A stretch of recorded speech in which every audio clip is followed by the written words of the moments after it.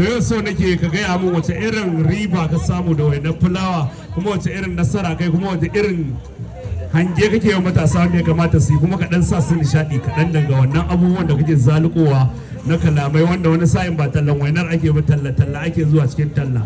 Don haka masha Allah, da Allah ku tafa masa mana.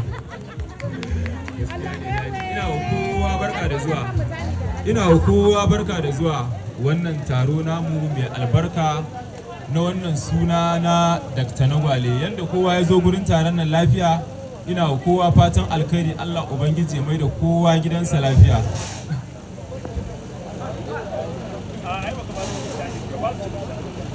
To, dadi wani irin nishadi zan ba su? So, wanda kake cewa kin san da me nake tungawa, kin san yau wace waina na kasa kuwa?